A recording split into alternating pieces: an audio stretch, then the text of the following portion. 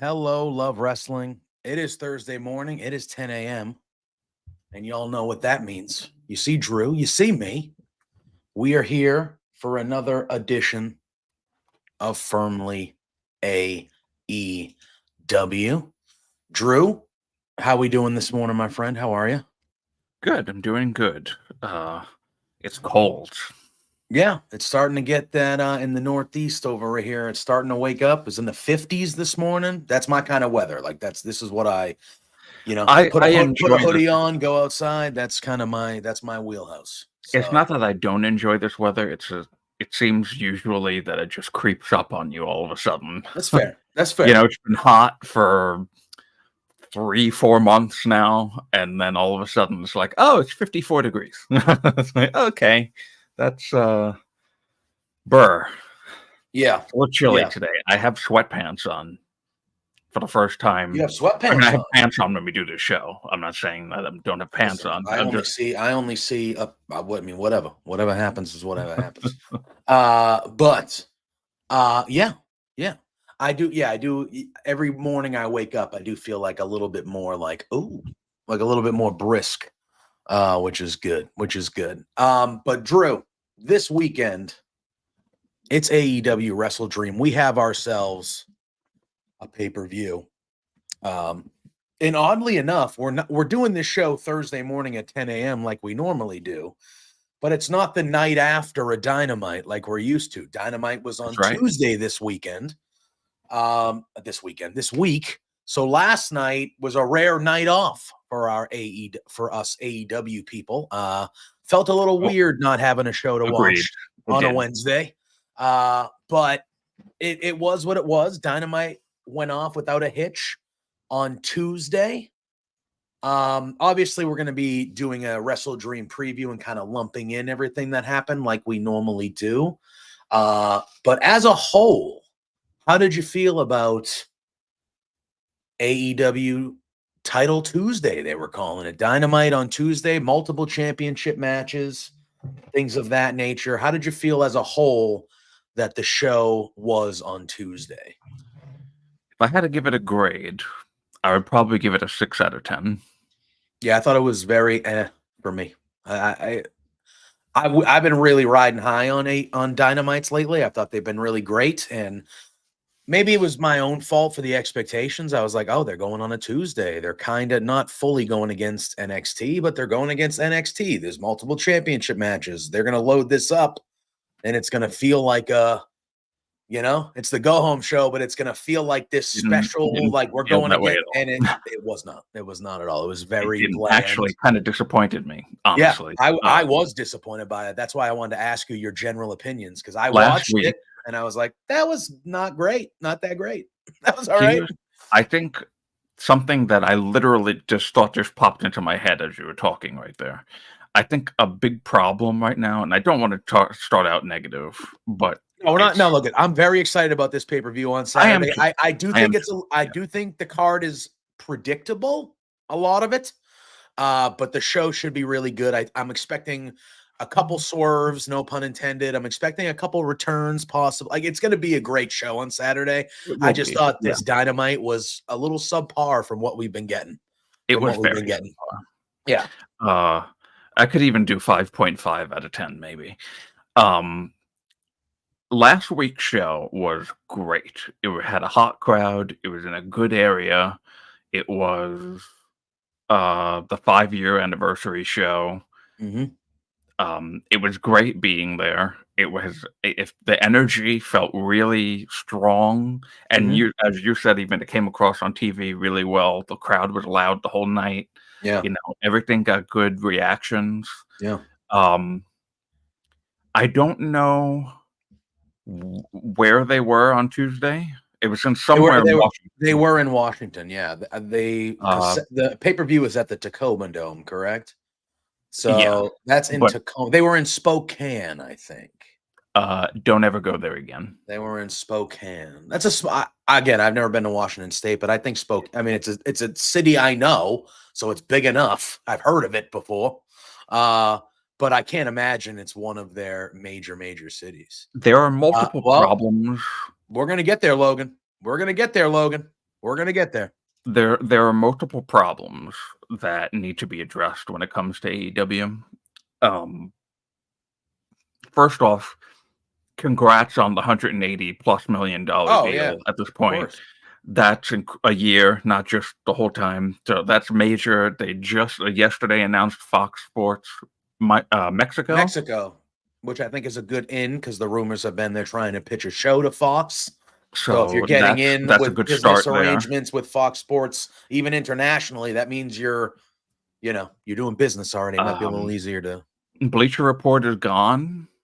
Yeah, this is the first It's pay-per-view for us. What Triller? It'll be Triller So now TV for us. I've got to log into all my information now. I have to log into Triller, and I haven't logged into. I should probably do that instead of me scrambling 15 minutes before the show starts, Yeah, which is probably probably. what's going to happen. I I'm gonna probably have to should do do that that too. Yeah. ahead of time. I should probably do that ahead of time. But the key issues that really need to be addressed are advertising and merchandising. Yeah. Yeah. We need to be in better places. Yeah. I'm saying we, like I don't get paid by the company. I'm not a part of AEW, but I'm just saying AEW needs to. I don't want to start sounding like one of those weird people on Twitter. AEW needs to work on these things. They need to work on merchandising and advertising. They need to work on arena picking and where they're going for shows. Agreed. Because last night sucked. That was a terrible crowd. Yeah. Yeah. Terrible crowd. Yeah. Jay White comes out, not a fucking peep out of this crowd. Not a peep. Mm-hmm. Sasha Banks, there we go. Mercedes Moné didn't even really get a reaction, really. And I don't know if you noticed, they even started her whole thing late. Like the CEO letters were playing later than the music was saying CEO. Yeah. Usually that's always aligned. It's just like there's these things I feel like we're trying to. There was so much stuff on Dynamite. Well, I think that was the main problem for me is everything felt super rushed. It felt like they were trying to fit in 150 things in 2 hours, and it's like AEW does that from time to time where things will feel a little this is right on top of each other. But Tuesday, it felt like the whole show was that. It felt like there was just okay, all right, we're trying to get like a million things in here. It's like, okay, let's relax. There were things on the show I liked. I just thought in general. And again, look, just lack.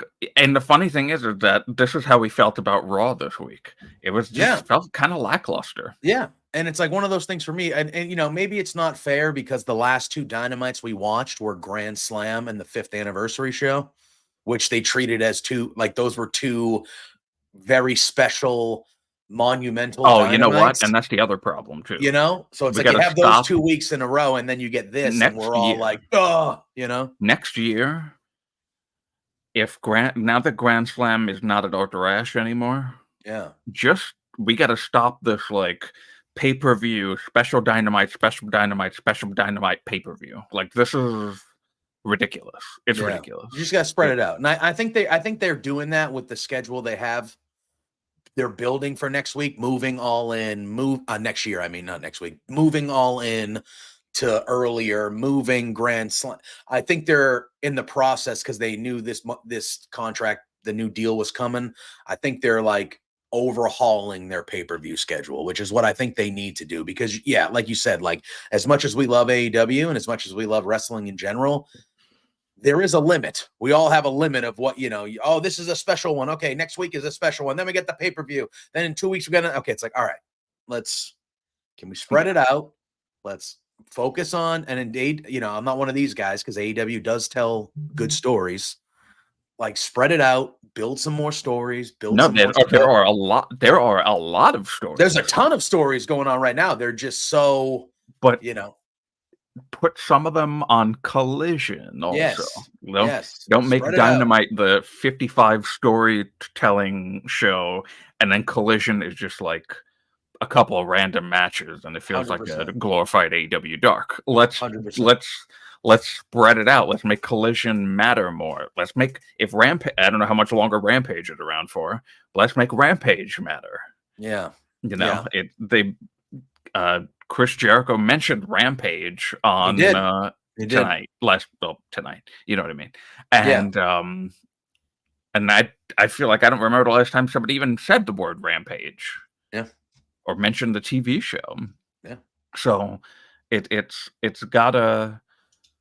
gotta pick up the pace here.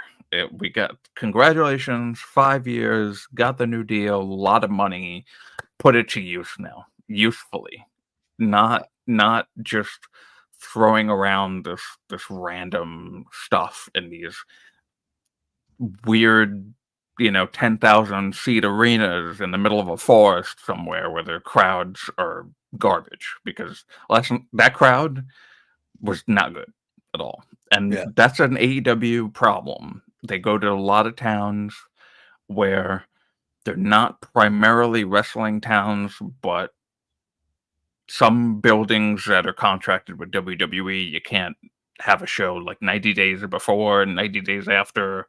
Like the exclusivity with WWE, so I understand that makes it a little bit more, that makes it booking and finding an arena a little bit more complicated. So I can understand that, but I think that the 5-year anniversary show now being to Pittsburgh for the first time in that general area, Pittsburgh is a young town. There's literally like a college campus, like a block or two away from the arena. I walked by it as I was as I was climbing up the hill to get to the arena. There was like a nursing hospital thing. There's a college campus. It's like a young crowd, and they generally tend to be more hot for wrestling than even kids crowds these days. For sure. Yeah. So if you find more areas like Pittsburgh, book them, Dano, and let's get it going. Let's get crowds like the 5-year anniversary more often. I am never going to say a good thing about Pittsburgh, so I'll let you say that, but you will never hear a good word about Pittsburgh come out of my mouth. So anyway, football. Steelers, man, they suck. Better than my team because everyone is, but they suck. But all right, we have WrestleDream this Saturday from the Tacoma Dome in Tacoma, Washington. We have 10 matches on the main card. There is going to be a 0-hour match. Atlantis Jr., who I believe is from CMLL. He is the Ring of Honor television champion. He is defending that title against Brian Cage. I don't regularly watch Ring of Honor. I don't know much about this Atlantis Jr. character. I know he wrestles in MLW as well a little bit. Brian Cage, I'm not. This is not a pick for me because I don't know much about this match, but I would assume Brian Cage is winning this title. That's what I would assume. Maybe I'm wrong. Maybe I'm ignorant towards it. I don't know enough about it, but I look at this match and I go, to me, Brian Cage is going to win. Hey, you're stepping on things. Walking across the keyboard. That's Lou's favorite thing. Oh, there it is. That comment right there is a courtesy of the cat. There it is. There it is. Yeah, so I have Whatever that nothing. stands, I have whatever that nothing means. super duper to add to this. I just looking at I it do not. visually, I'm I go gonna. Brian This is what Cage I is have to probably gonna add. win.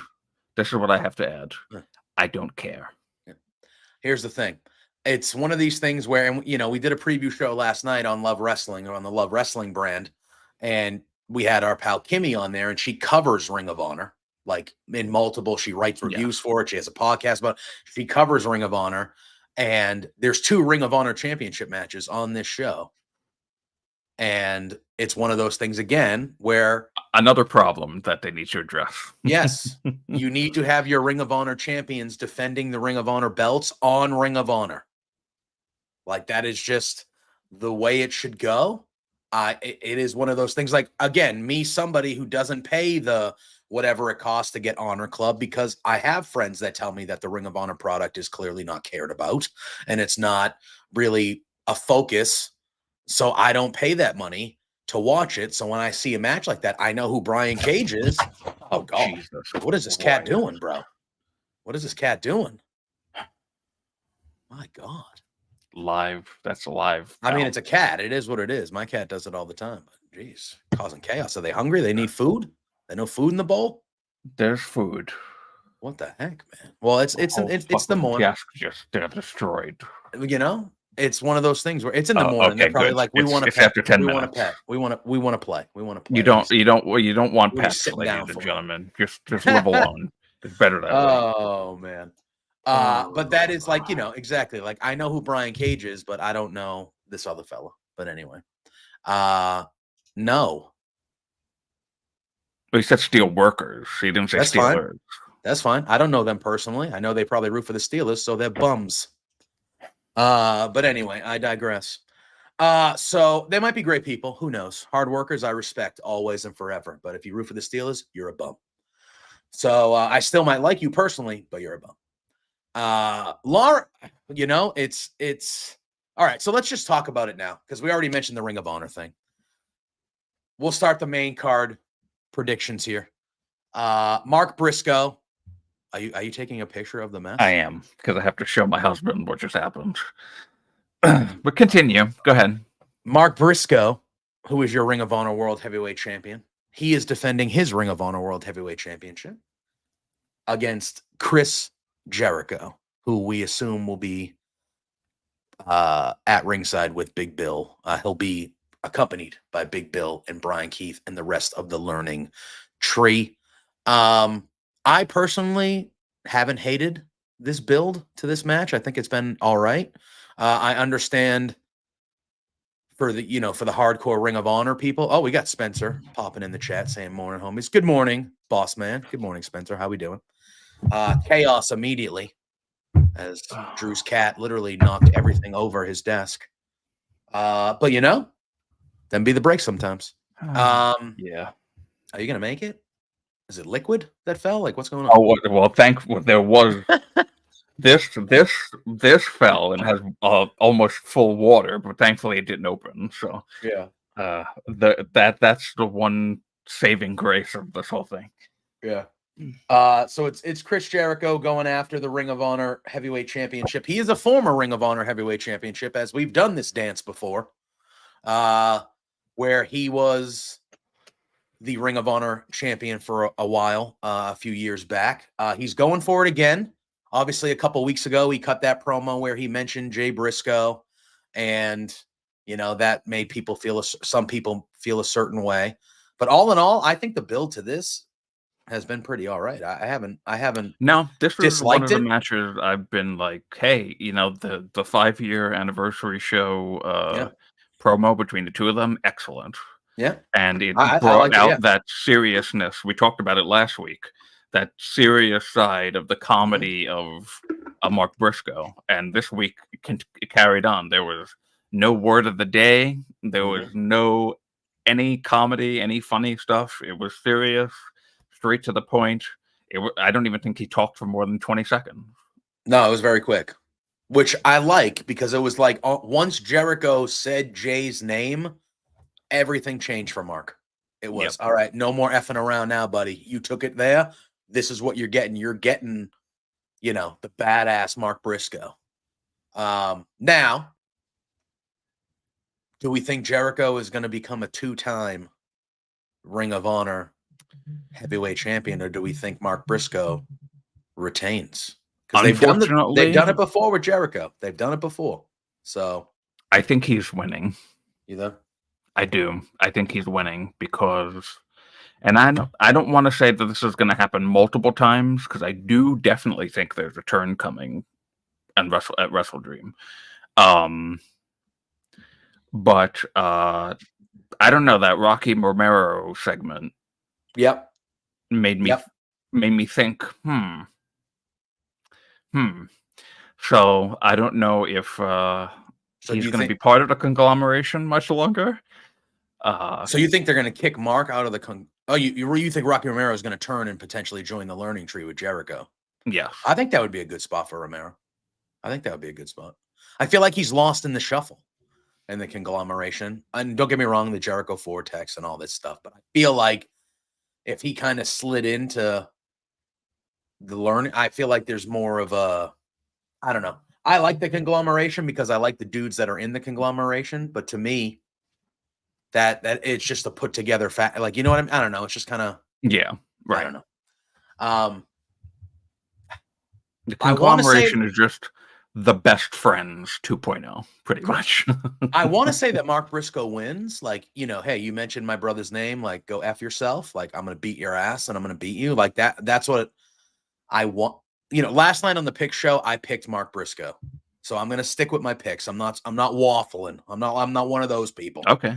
That waffles. All right. I'm going to stay consistent. Are you pancakes? Through the week. I love waffles. I mean, I don't know if you could tell. I know you only see up to here, but waffles are a thing that I have enjoyed a lot throughout my life. I prefer. All right. Off topic. French toast, pancakes, waffles. Rate them. French toast is number one. Okay, that's fair. That's my number 2. It's right in the middle. I have gone back and forth on this topip over the years, and now you have to. It's a strong. Now debate. You're making me hungry, you son of a bitch. But that's what I'm going to be eating the second. For anyone behind the circle, I had been laying on my couch out there with a migraine for the last 50 minutes before the show started. That's why there was no link an hour early or an hour and a half early like normal, because I was dying. So I had no breakfast, no coffee. I basically was like, I got to do the show. We're going to muscle through. My head still hurts a little bit, but I'm here. I'm ready. We're vibing. I'm having a good time already. But the second we get off air, usually me and Drew talk. Not today.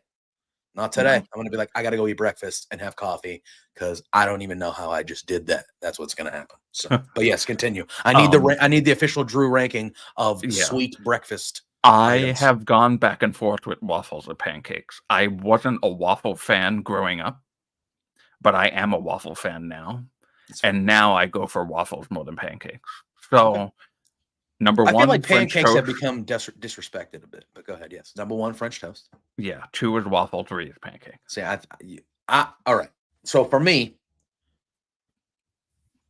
all 3 are delicious. All 3 are delicious. I was raised on pancakes. Pancakes were a staple. So pancakes are the number 1 for me. French toast is 2, waffles are 3. There is no wrong answer here. There isn't. However, I will say a really, really perfectly made waffle from a breakfast restaurant. That's hard to beat. There are fewer things on a breakfast menu you will find more delicious than that. I don't disagree with you though. You know what I mean? Chocolate chip cookies are not my favorite type of cookie, but a top tier good chocolate chip cookie is the best cookie. Okay, here's my question. I don't know how we got here. It's because I'm starving because I usually eat before the show. And now I'm going to make it. Now I'm going to make it work. That's how we're here. So that's what So best chocolate chip cookie. Which one? Best? Yes. What is your absolute because favorite? we might have regional differences because of where we live. It's okay. What's your favorite one? I mean, I just love a good homemade chocolate chip cookie. If you're talking so if you have to do store bought, what would you God. What would your best? Well, I'm in Boston, so we have this place called Insomnia Cookies. You might have them in New York. Do you have those in New York yet? Have they made that way? Doesn't sound familiar. We have this place called Crumble, right? Crumble cookies. Do you know those? Yes, I know that. Yeah, they have pretty decent cookies. Their chocolate chip is pretty solid. It's big though. But Insomnia Cookies in Boston, they have a couple locations. They just have the best cookies. I'm ever. I'm gonna say something that might get heat. Are you gonna say Okay. McDonald's? No. Listen. Don't hate. Don't hate. But Anyway. I'm going in another direction, but it's not far off from that. Yeah. Subway chocolate chip cookies are my Oh yeah. favorite chocolate chip cookies. Yeah. I like the white They're my chocolate. favorite. I like the white chocolate cranberry cookies they have there as well. Also, I'm a sucker for white chocolate. I like white chocolate a lot. Oh, me too. I love white chocolate. Yeah, I love white chocolate. So they have a white chocolate. They have a white chocolate macadamia cookie and they have a white chocolate cranberry cookie. And I I've will never fight actually to the tried death the for cranberry Subway one. because I love Subway. I think Subway gets slander that it doesn't deserve. But anyway, we could have a whole podcast about food. Well, and you we'd know, be there was fine. that whole bread Well, controversy and that stuff. yes, yeah. Look, I'm not talking about I'm talking about if you need something quick, you want to have a semi-healthy option that it still in today's world isn't going to break your bank. Subway is there for you. Subway is there for you. All right. Yeah. I'm going to stick with Mark Briscoe. However, All right, this isn't a food podcast. No, it could be. I swear to God, it could be. We could go. It could. But yeah. I'd rather talk about food than Dynamite anyway. So. But yeah. So my thing is, yeah, I'm gonna stick with Mark Briscoe because I think once Jericho mentioned Jay, and we saw the change in Mark Briscoe. But you think it's a clean victory or some shenanigans? No, there's gonna be bullshit because I already assume that Big Bill and Brian Keith will be out there. So I don't know if the conglomeration or some of them will be out there from the jump, but there's going to be. I'm expecting a lot of this card to have, not a lot, but there'll be more than a couple matches that have nonsense. This is going to be a crazy thing to say, given what we've said about Jericho and this vortex thing and the learning tree. Yeah. But I actually see more legs with Jericho as ROH champion with this learning tree than I do with the conglomeration. Yeah, for sure. 100%.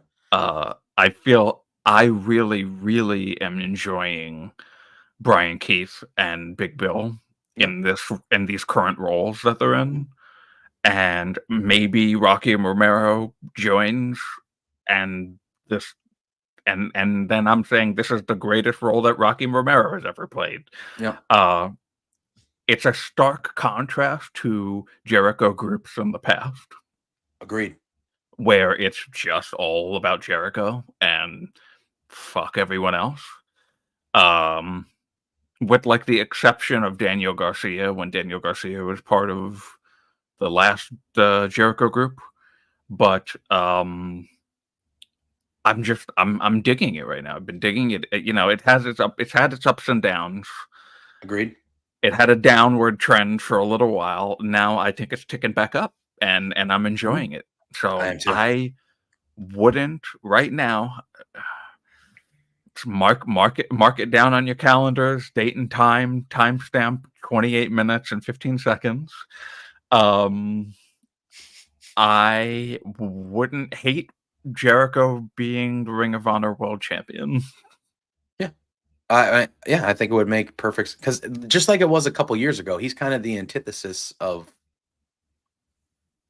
not being a Ring of Honor World Champion. Like he's the Ring of Honor.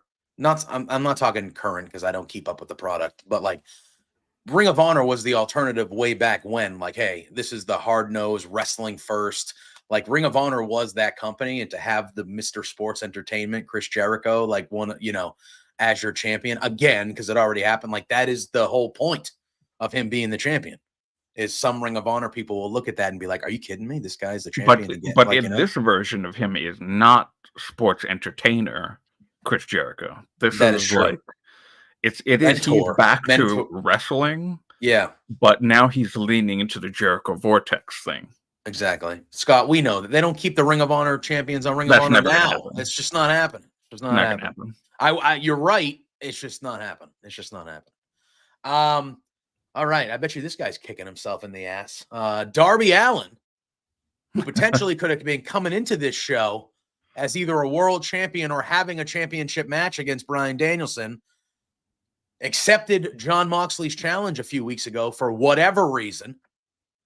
And now he had an open challenge, and it looked like that open challenge was answered by Brody King. Now, I love me some Brody King. I'm always pro Brody King. They've had a couple matches before that were both awesome, where they ended up choking each other out to win the match. Remember when he had the sleeper hold over Darby when he was over the ropes, and then he just dropped him, and then he choked him with the chain. Darby got the answer back. Those two matches were great. We know what we're going to get here. This match is going to be great. Darby Allin's going to get thrown around like a rag doll, like we're used to. Brody King, obviously a huge size advantage. But to me, this is on the show because they need somebody from Washington State to win a match in Washington State. And that's why this match is happening. It will be fun. Yeah. It will be brutal. Darby's going to get the shit kicked out of him. But Darby's going to win. So the Washington people can have a hometown guy, then go, yeah, all right, we had our hometown win, because we'll talk later, but the guy from the show in the main event might not be leaving as the champion. So, that's what this is. And obviously you want Darby Allin on your show, because I do think if the main event goes a certain way, it could go. I do think Darby, we got to talk about it when we get there. But I do think if a certain person wins the main event later, when we talk about it, and they win the main event on Saturday and become the new AEW World Champion, I think Darby's the guy that's going to take it off him eventually. That's why they did the match a couple weeks ago. That would be the story. And Darby winning this match is just an easy victory to keep him get a big win on a pay-per-view. Well, but then him accepting the match at Grand Slam makes sense then. I don't think it does, because he should have just said, like, no, I'm good. I'm going to keep my championship, man. Logically, in that moment, you could just be like, no, I'm good. I'm gonna keep my champion. I'm gonna keep my championship match. I'll just wait for Brian. That could be considered as the heel way of doing things. Yeah, I guess so. Babyface is honorable and wants to fight. But look at this now. Now you got a nothing match on a show where you could have been. You're a fool. It'll be part of the story. I get it, but come on. But anyway, that's how I view this match. Is I think it, car crash as we expect with Darby. But Darby wins, gets the hometown pop, the hometown victory, and he looks good moving forward. I agree with that. Right?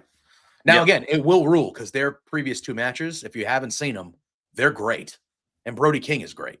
But yeah, that's what I think is going on here. We had a tag team match added to the pay-per-view this week. Or actually, technically, it hasn't been added yet. If you're watching the AEW show that it airs tomorrow night, it'll be officially added.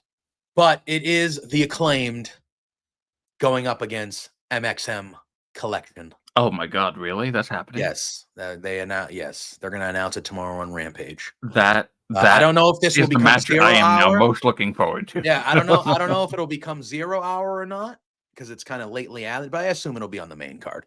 But yeah, so that is a match that's being added on the card. This is a match before I let you go, because you just said you're super excited about it, and I am too. I like MXM a lot. And I think they bring a lot to the table. This is a match to me that MXM, I feel like, should win to kind of give them a big win. But I think they're not going to win. I think the Acclaimed is going to win. So that's definitely going to win. That's how I feel about that. That is going to be a very exciting match to watch in more ways than one. It should be fun. Yes. MXM are, I hope you saw the AEW. I did not. With them, you got to go watch that. I know. So funny. I know. I did not. So funny. I don't keep up. I've seen a lot of them, but I don't keep up with that as regularly as I should, because I know they're all great. RJ City is incredible. But yeah. Yeah. So he's Mason and Mansoor. They are incredible, and the gays love them. Yeah, I am one of them.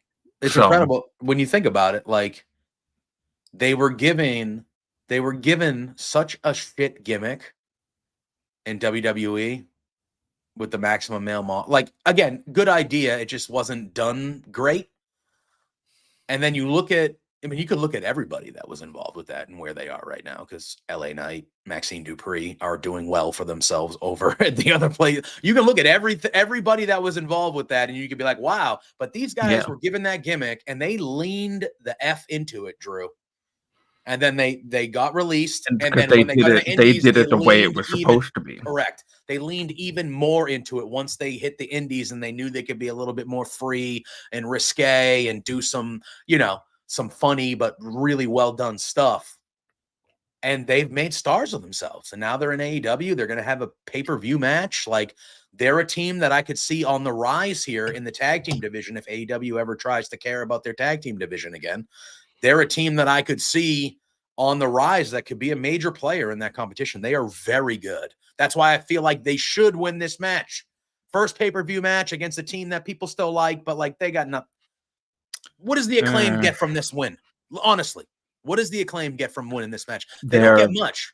They're gonna win. Yeah, they are. I agree with you. But like, honestly, what does the Acclaim gain? Nothing. Yeah, but what would MXM gain? A lot. Beating former tag team champions, notoriety, pay-per-view, first match. Like, that's why I feel like. But you know what? I mean, listen, it's fantasy booking is a fun thing, but it also is a worrying thing if you're the type of person who fantasy books and then goes, oh, but the way that I want it is better than what's being presented to me. Oh, that's fair. Which is why I don't like doing it, particularly when it comes to AEW that much. Yeah. But Max Caster was kind of leaning heel not too long ago to the point if they lost this match, could this be something that would maybe truly, because we've been thinking, oh, well, if someone's turning heel, the Acclaim is gonna, they're not going to be a thing, or they're both going to go, they're just going to turn heel as an act, or all these things. Do we think maybe if there is an upset and they do lose, that is a catalyst for the thing that a lot of us have been thinking about could be happening for a while now? Something's got to happen, because I really like the Acclaimed, and I mean, hell, I just bought their 3-pack action figure thing over the summer. And they are fun. Max Caster is a taste that is left to be desired by some people, understandably so. He doesn't carry himself in a very positive way all the time and can be kind of a douchebag, but I like his in-ring work, and I like his character when he's not rapping all the time. Yeah, I think that his character is a very classic, like, textbook douchebag heel character, honestly. Like, he is a perfect heel character, and the rapping is a hit or miss all the time. Like, for a while it was hitting, and it was funny, and it was like really good, but it's been a while since there's like consistently, just on a 2-week basis, been good raps. Yeah, like fair. It's like good rap, rap, bad rap, bad rap, rap, good rap. It's never like good, that was great, memorable lines like they were back then. I mean, the Vince McMahon line, remember that one? That was nuts. Yeah. But that's fair. It's not that anymore. And how does it become that again? It doesn't seem like it does in its current iteration. No, I don't think so. I thought they should have turned heel as an act, not even like break them up. But I thought, like, what if they just like all of a sudden just like at something, like, don't get me wrong, like they still get a pop. People still do the scissor thing. They still buy the merch. So like, I understand why you wouldn't want to do that and why they're riding this out, maybe because they don't do, again, what we talked about at the beginning, merchandising is something they need to get better at. Well, the Acclaimed are one of the true acts that sell a lot of merch. So do you want to get rid of one of the handful of acts that you can guarantee people are going to buy their stuff? Oh, that's why I say you just turn Max heel and keep Anthony and Daddy Ass together doing this. I mean, they're really, if you look, there is Anthony and Billy Gunn are really the ones that do the scissor stuff more than Max does. Like, Max has always seemed like the third wheel in that group, and it's really Billy Gunn and Anthony Bowens that are like the scissoring thing. I mean, Mm, when does Max ever say "scissor me, daddy ass"? yeah. No, that's not his When does shit. he like? He's a He's rebel. always the one that's like he calls himself the best wrestler alive. Yeah. On Twitter, he shits on Anthony Bowens. Yeah. Yeah. He's like that's very heel, and I don't know if he's doing it on purpose, if he's just like a troll guy, or if that's how he truly feels. Yeah. Probably a little bit of both. Yeah. Because I mean, sometimes it's fun to troll people on Twitter, Oh, of course. but his character, Platinum Max Caster, the best wrestler alive, that is a textbook heel character. Yeah. And it doesn't make sense for him to be doing this in a babyface act with Anthony and Billy. I agree. It doesn't make sense. Yeah. And it's confusing sometimes because you see his reactions on social media and you see how he talks to people on social media. And then he's off with the Acclaimed doing the scissor stuff and all the babyface stuff. And it's just like the two things are not balancing each other. So just turn him heel. Maybe they lose and they do. Who knows? All right, we have another match that was added just this week. It is a 2 out of 3 falls match, and it will be between Hologram and the Beast Mortos. This match should probably be the match of the night. I mean, everything we've Probably. seen from the Beast Mortos, that guy is unbelievable. And Hologram's undefeated, 15-0. Undefeated. He's looked great. Beast Mortos, even though he loses every time I see him, his matches are incredible. He looks like a friggin' star. Yeah. That didn't need to be on pay-per-view. This is a 0-hour match to me, or this could have. Why? I know they're not having Collision this week because of the pay-per-view, but to me, this is a main event of Collision. If you want to have a main event of Collision, however, I get it. Hologram's 15-0. They clearly view him very highly. I think he is going to go on an undefeated run here for a bit. And I think they want to get Hologram on a pay-per-view. They want a pay-per-view crowd to see Hologram. They know they're going to do that lucha style. The Beast Mortos fits the opponent. They're going to go nuts. 2 out of 3 falls. That's a little bit of, okay. You're adding a 2 out of 3 falls. I mean, a singles match might have been, but I get it. But this match is going to rule. I mean, I think Hologram continues to be undefeated. I agree. Yeah. Now on Dynamite, interesting thing happened. Yep. Tying down the reason why this match is happening is because on Dynamite, Commander and again, this was a match that didn't need to be on Dynamite. Mm-hmm. Title Tuesday. Was this Hologram's first appearance on Dynamite? It was, yes. Yeah, it was his first Dynamite appearance. It was on a special Dynamite called Title Tuesday. Did not involve a title, like most matches on the show. Did involve a title. Starting to sound like AEW Battle of the Belts. That makes sense because I know lucha rules are different, so that would make sense. I love Hologram. I think he's phenomenal. I love Beast Mortos as well, with and without the mask on. Wink, wink. And I would just want. This should have been on Collision. It could have been the main event of Collision, like you said. This didn't need to be on pay-per-view. We don't have to have 10-match pay-per-view cards all the fucking time. It just wasn't necessary. This is going to be like a 22 to 25-minute thing that was not needed. It's fair. On pay-per-view. On main event of Collision? Absolutely. Even Dynamite? Absolutely. Not on pay-per-view. It's fair. I do think the match will be spectacular. Like, it's going to be a sight to see. These two guys are going to do a bunch of stuff. Now, they're doing some stuff on Dynamite because Hologram did have that match. And then Jake Roberts is now... is the new LFI yes, the new with Rouge, leader. Beast Mortos, Strelistico. And then, yeah. So Jake Roberts is like the new spokesman or leader of that group. And that's what we're going to do here. So this is a match that even though it's 2 out of 3 falls, I expect to see those fellas at some point during this match.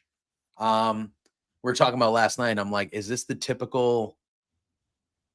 Because Hologram hasn't lost. He's 15-0. Obviously, this match counts out as one. But like, are we going to see the typical Beast Mortos gets the first fall, and then Hologram is like, going to win 2 straight? I'm waiting for the time we get a 2 out of 3 falls match, and somebody just dominates and wins the first 2 falls and goes, all right, I'm out of here. See you later. Stop wasting my time. It shouldn't be Hologram. It's not gonna be Hologram, but give me that. We were talking about it, and Mike from Indeed was like, imagine they did a 2 out of 3 falls match and it was just a squash match, and the 2 falls were just like kind of like that's what I would want. They would rule. Yeah, I would want to see that, and I'd be like, that guy rules, or girl, whoever it was, like that person rules.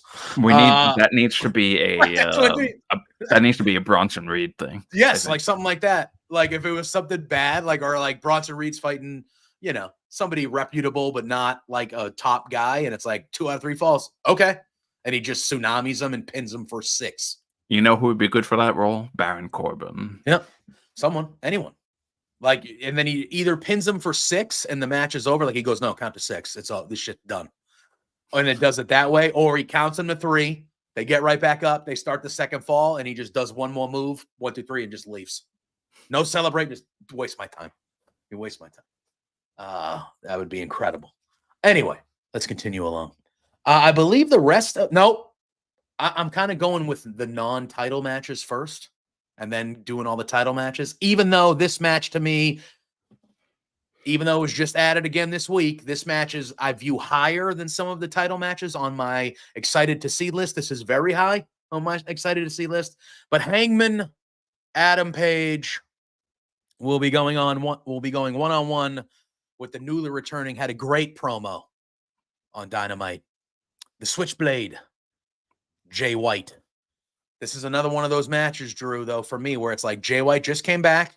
He's kind of being presented as a babyface. A little bit like a tweener.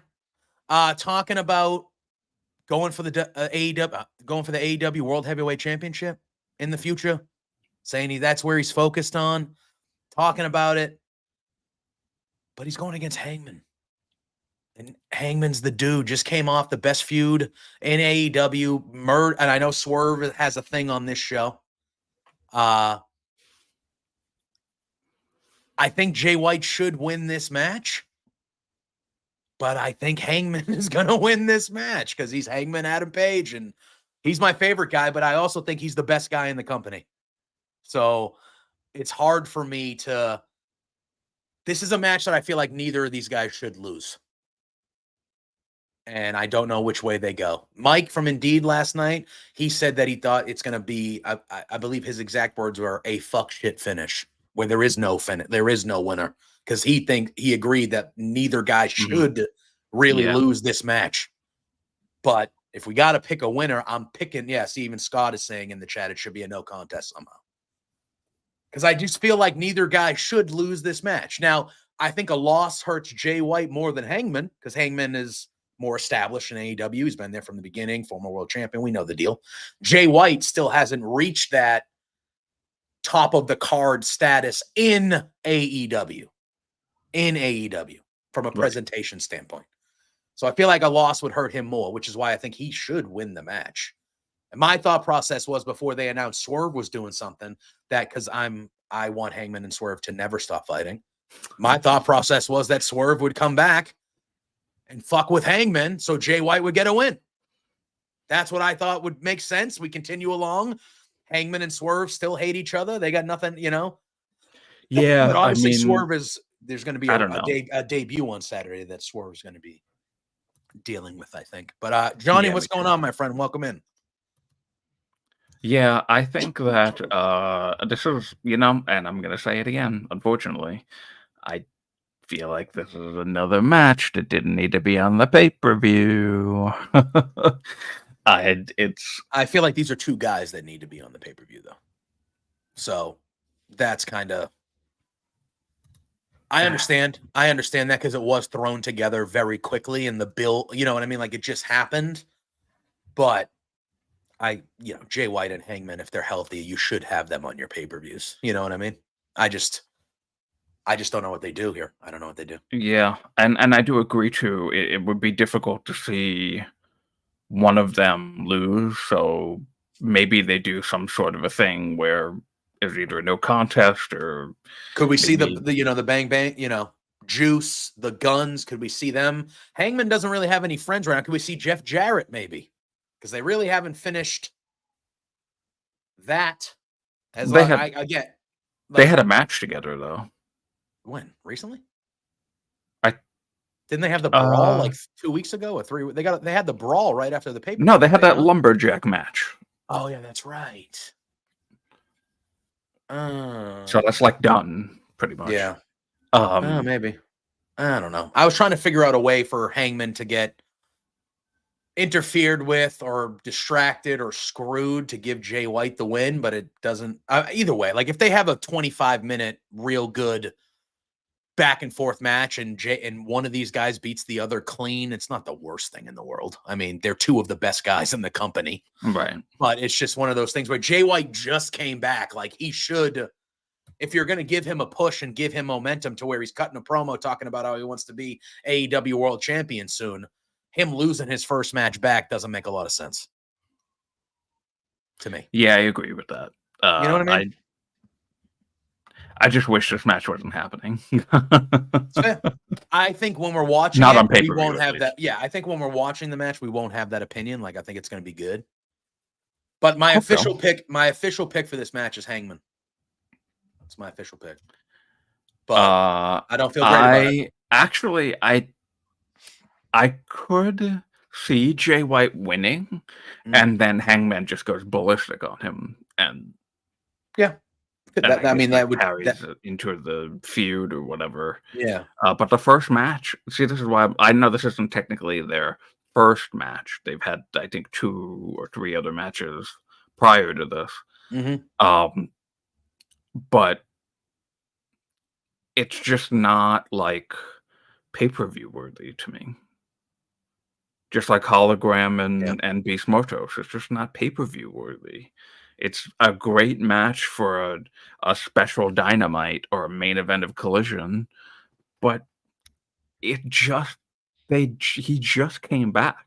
Yeah. And they haven't even fought. He had the little back and forth with him in that moment, and then that was it. Yeah.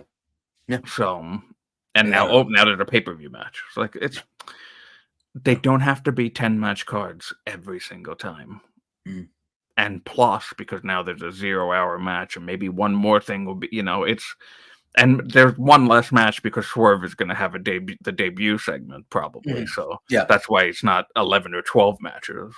Yeah. But every single pay-per-view has to be 5 hours long. We're getting these 10 matches. Swerve is going to have this thing where he's here to do business. He's obviously going to be doing something with MVP and Shelton Benjamin. I would expect that we officially see the debut of Bobby Lashley on this show. Yeah, that would make sense during that. I also think we are going to get the return of Adam Cole on this show on Saturday as well. That I don't know what I was talking about last night. I said, I don't know where on the card. Maybe they just do the thing that they did with MJF at Double or Nothing, where after the first or second match, he just kind of, his music hits. He comes out, he cuts a promo. He's like, I'm officially back. I'm finally cleared and back, good to go. And they just kind of give him that promo segment there. But I expect we see Adam Cole on Saturday as well. Those are the two things that aren't on this card that I expect. I expect the Bobby Lashley debut and an Adam Cole return. That's what I kind of think is going on. From the side stuff that we probably obviously won't be talking about with this card, All right. Let's get into it, man. AEW TNT Championship. Jack Perry, the scapegoat, defending against Katsuyori Shibata. I am loving Jack Perry, man. I think he's doing the best. He's the best he's been, his best work. I actually think that his match that he had with Danielson at All Out, I thought that match was way better than a lot of people gave it credit for. I thought that match was very good. I've been digging everything we're getting out of Jack Perry here. Shibata is awesome. I think this match could be a stealer of the show type match, but I expect Jack Perry to retain and continue to be the AEW champion. Oh yeah, absolutely.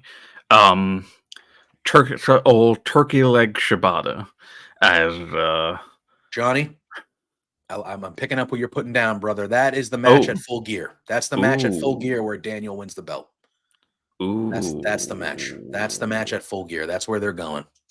I fully agree with you. Kimmy was on board with that. She was the one that said it first last night, but yeah, fully agree.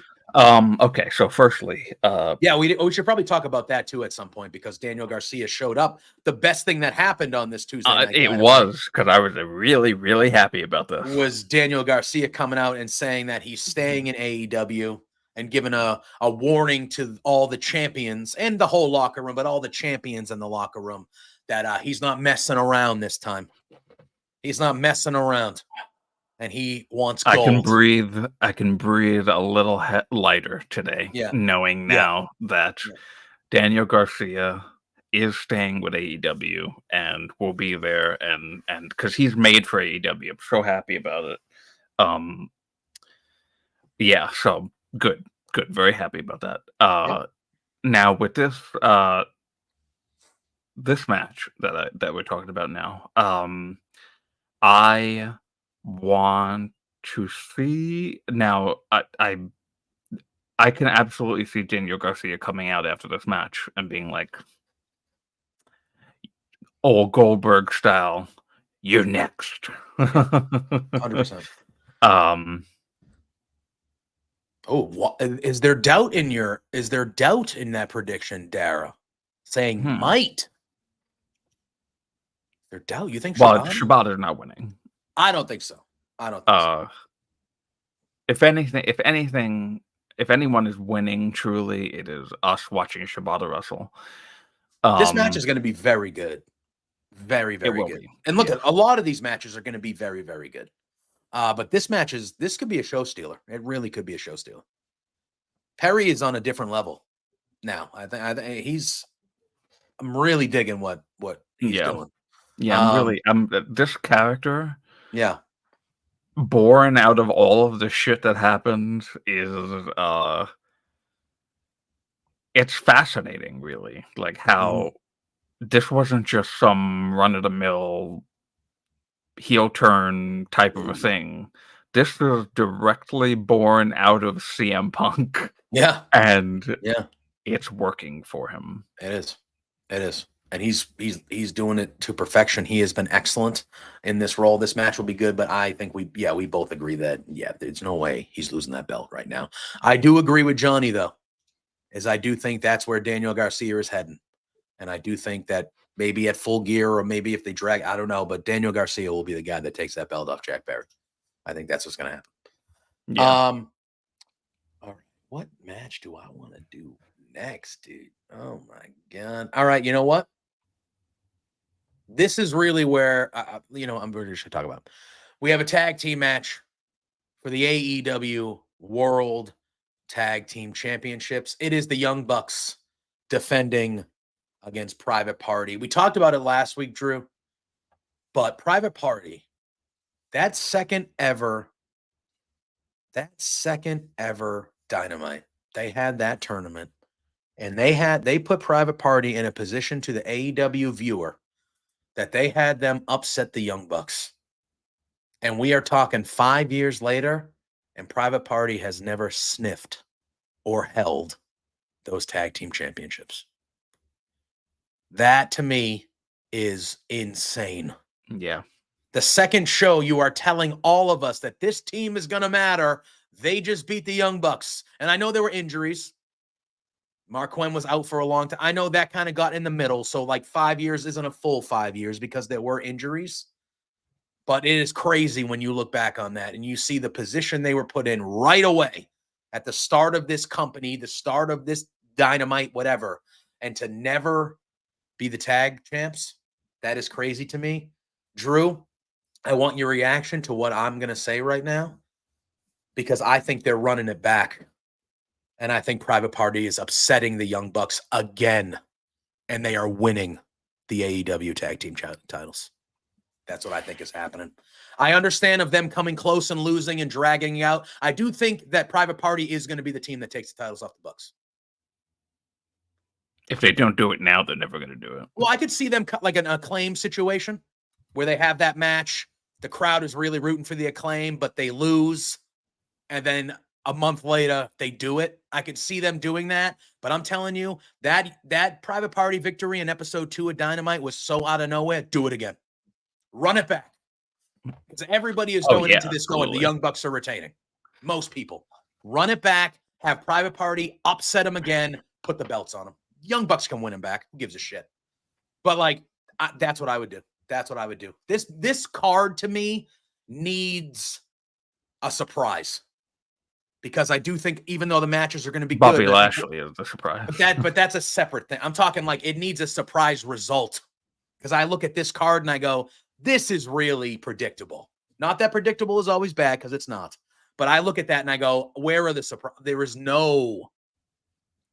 Johnny, I love the Outrunners, but I think their time is a little bit further down the line. Yeah, there's no way their time is a little bit further down the line. Private Party was established on the second night ever of this company, and they've been dwindling ever since. I think this is a real opportunity for them to, if they could say they got 2, because the Young Bucks are saying it was a fluke. It was this. It was a fluke. You got lucky. Well, if we do it again, they also have people to help them win. That is true. You could make it so. I mean, I would just have them straight up upset the Bucks again. I think that would be incredible. I would love that. I mean, it would be incredible. I feel like they got the new music and they have this new kind of like attitude right now. Yeah, and they have the manager now. They have the person with. Oh no, that's a different team. Never mind. I'm drawing a blank. Never mind. Well. Stokely Hathaway did try to become their manager. Yes, on that's what I thought. I was like, they had a So Stokely is trying again. I feel like Stokely's. Yeah, I don't think the Private Party would go heel. No, it's not going to be. It's not going to be that team that goes heel and goes with Stokely. It's going to be another team. Yeah, I know who it is. I already know. I can see it. I haven't been told. I'm just saying that I can. I can see it. It's going to be Action Andretti and Leo Rush. Yeah, because Action Andretti did that thing where he kind of walked off from Top Flight. He was like, you guys just don't get it. And he walked off. That was who I know. That's who I was thinking on my brain. I was like, oh, they have the manager now, but that was Top Flight. But but that's what I want to happen. I'm not saying it's going to happen. Am I going to be shocked if the Young Bucks retain? Absolutely not. I'm a Bucks guy. I like the Bucks, but I think you have a real opportunity to do something that's kind of not expected, and we'll get, and I think it fits with the story.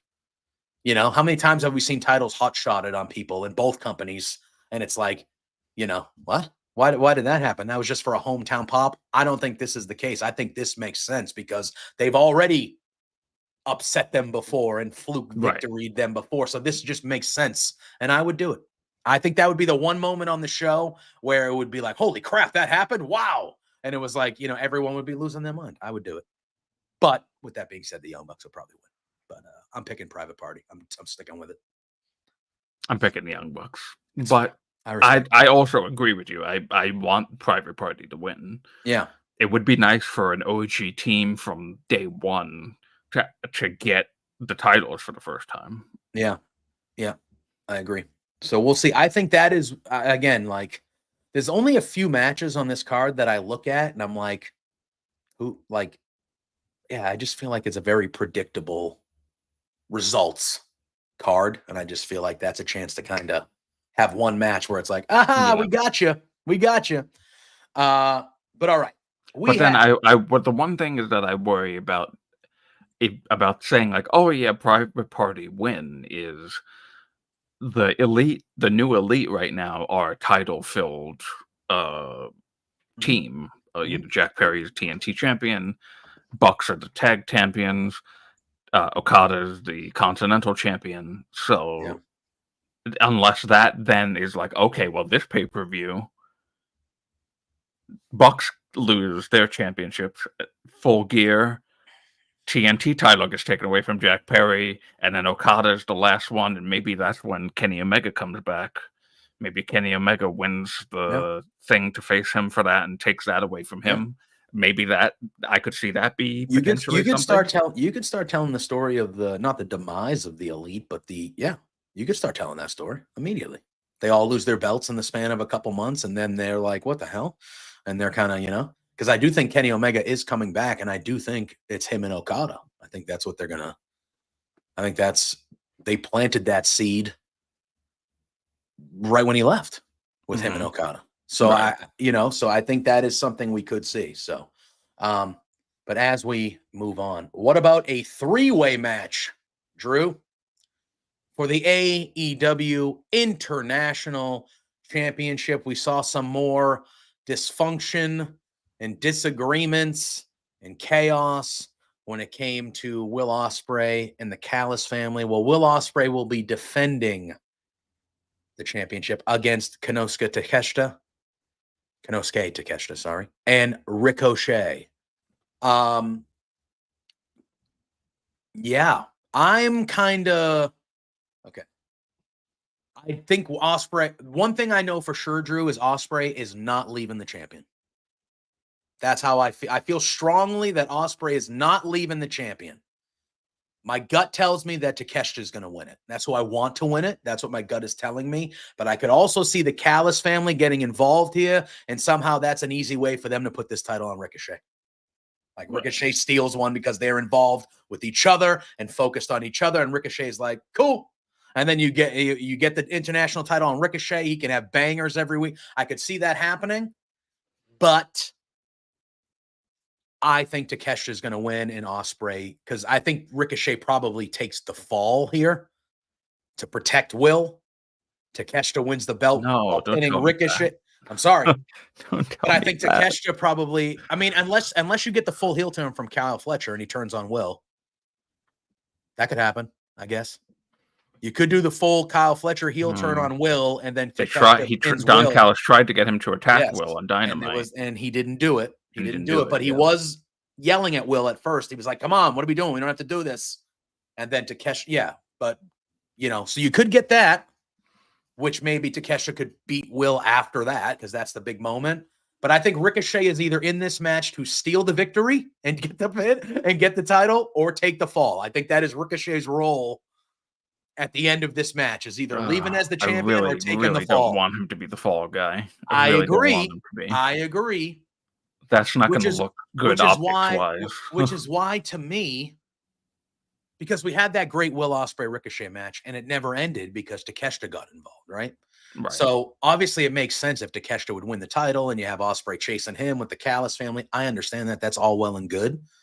But I But they think could also just face each other without the title. exactly. And then once Will is done with that, he turns back to Ricochet and he goes, "Hey, we were having a classic. It got screwed by that guy. I'm done with them now. You have my belt. Let's go." And then that's how you get to the rematch where we will get a finish with Ospreay and Ricochet again, which makes me think that I think the Callis family is going to get involved and Ricochet is going to pin Takeshita. Well, my pick is Ricochet because I will never not pick Ricochet. That's where I'm leaning. That's what I think could happen. But last night, I kind of went with my gut. Make his joining this company. You were saying it too. Like you've been saying it since he debuted. Make him joining this company, make him revitalizing himself as a wrestler mean something. Put the title on him quickly. Yeah. Strike while the iron's hot. I think that's the perfect way to do it. So why not have him win this title? Yeah, I agree. I mean, I think that is a strong possibility, but last night I did go with my gut, so I am agreeing with Johnny, and I'm picking Takeshita. It's more likely that happens. I'm picking Takeshita for the win, but I do think that Ricochet should sneak one and get the belt. All right, we are down to, what do we just have? Our final 2 matches here? Yeah. God bless. All right. We have a singles match for the AEW Women's World Championship. It is Mariah May going one-on-one with Willow Nightingale. This has been fun. This has been a fun little thing that they've been doing with Willow and Mariah May. I've enjoyed this very much. I love me some Willow. But Mariah May, Drew, I'm actually going to let you lead here. Do you think Mariah May is losing that belt right now? No. Agreed. No. And while it sucks that Willow once again loses the main women's title match, it's just not going to happen because Toni Storm has to come back at some point. Yeah. I don't think she's coming back at this show. I don't either. I think they'll probably wait until World's End, maybe, because that's when the Grand Slam promotional stuff will probably start. World's End's a ways away. They got full gear before. That's a ways away, World's End. That's only 2 more months. Yeah. I mean, she's been gone already for... Since All Out. Almost 2... Yeah, so which... Yeah. Right? All Out? No, All In, right? All In. Oh, no, it was All In, right? Yeah. Well, Scott's saying that he thinks Willow could win if Toni Storm does come back. Well, if Toni Storm does make an appearance, yeah, I could see that happening. I don't think right now is the time for Mariah May to lose the belt, even though I would love a Willow Nightingale heavyweight championship run because I love Willow. But I think Mariah is... I feel like they have a story laid out for Mariah. So that's how I feel there. I do think this match is going to be a very, very good. Willow is going to have the whole crowd behind her. She's going to get so close a few times, and the crowd, even all of us, not even the crowd there, just all of us are going to be just like, come on. Yeah. Come on. I view it in obviously a different company, but we talk about WWE on Tuesdays. I view it the same way that I felt about the main event on Raw. Is I went in there going, yeah, Gunther's winning this. But by the last 5 minutes of that match, I was screaming at my televisions for Sami Zayn to win. Do it, Sami. Beat him. I feel the same way about this. I'm going to be like, yeah, Mariah's going to win. But when this match is at its peak, I'm going to be like, come on, Willow. Damn it. And Scott, what do we think about Scott's question here? Oh. What do you think about that? Mina. Mina did we saw her last. Oh, it was actually when Willow... It was the first interaction between Mariah and Willow. Mm-hmm. I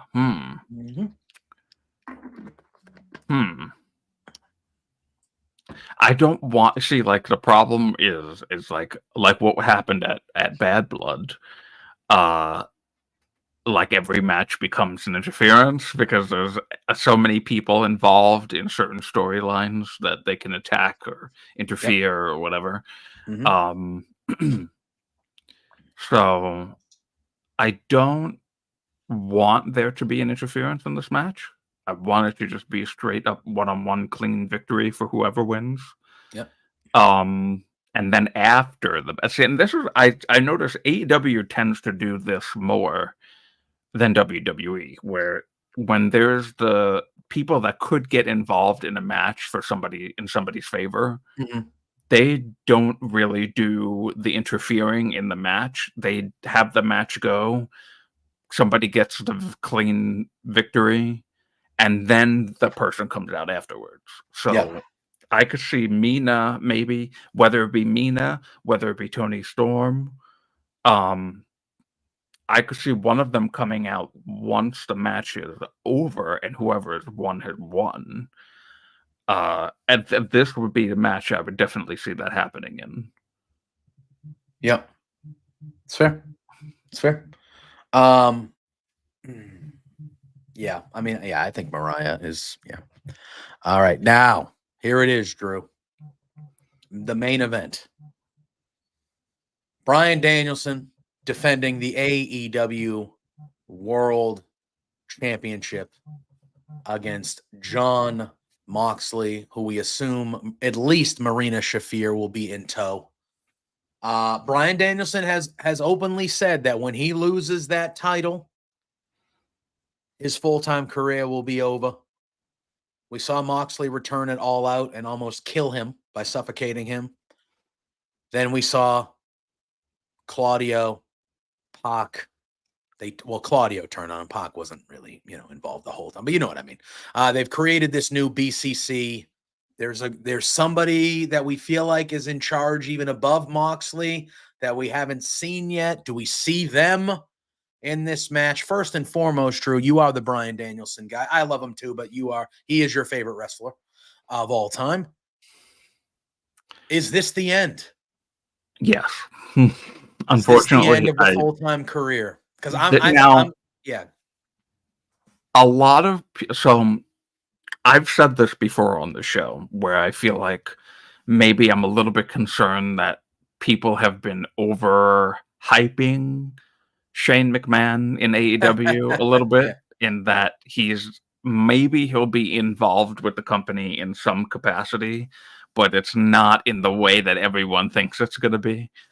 I don't know really why Shane would be behind this Moxley group Yeah, it doesn't seem to thing. fit the vibe of what Shane would bring. Like Shane, If anything, I could actually kind of see Shane trying to help Bryan Danielson. maybe. Like, first of all, I've made it very clear I don't need to see Shane as an on-screen character. Bring him in as your friend Tony Outback and have him help you run your friggin' company. Because you need some help running your company. That I don't need to see Shane as a character. The whole thing about Shane, like, I get it, how it would look, and would it be fun, of course, but like, I don't think Shane fits this. This is a shoot, violent, like, I mean, yeah, there was faction. the Raw The Raw Underground Underground. thing, but Yeah, yeah. like Well, here's that my was kind of stupid. So yeah. I don't know if I want to have something be like, oh, this was born out of Shane's Yeah. lust for MMA and violence. So No. Raw Underground, this Again, is the Raw Underground version of a stable. It's yeah. like, I For don't know me, if that's a good idea. and I think this is one of those things where the fans have kind of worked themselves into being disappointed, because I feel like Scott is right. We talked about it last night. I feel like the leader of this group is going to be Josh Barnett. And I don't know about that because of WWE's involvement with Bloodsport. that could make sense. Yeah, that could be fair. That could be fair. But like, that's the vibes that I get, is it's going to be that type of guy. It's going to be that type of guy. Like, because this is the plastic bag and all that stuff, that was different. But like, look at who's in this group. Look at the way they presented themselves. Look at how they wrestle. They wrestle a very shoot style of wrestling. They're violent. They're physical. Shafir's a former MMA person. Moxley's done blood sport. Claudio can do anything. Pac can do anything. Like, they have that vibe to me, but I think the crowd and everybody kind of, like, at first it was a joke, I felt like. The Shane McMahon stuff, it was more like out of fun. And then I feel like, as wrestling fans do, a lot of, I'm going to say us as a whole, even though I'm not one of these, a lot of us kind of talk ourselves into shit happening all the time. The fantasy booking thing that I said. Yeah. It's So literally that. If Josh Barnett does come out and he's the guy, that is going to not live up to expectations that most fans have created in their head. Ken Shamrock would be different. WWE. But yeah, he's a legend. Yeah, he's a WWE guy. I mean, now, while that means he could work in AEW, I don't see them putting him in that prominent role. Because Jake Roberts has a Legends deal, and he's working in AEW. Yeah, Billy Gunn has a Legends deal. He's working in AEW. I'm trying to think of, like, who it could be that they would put into. I actually don't know. I just found, actually, Jesse Ventura now just announced he now has a Legends deal as well. Yeah.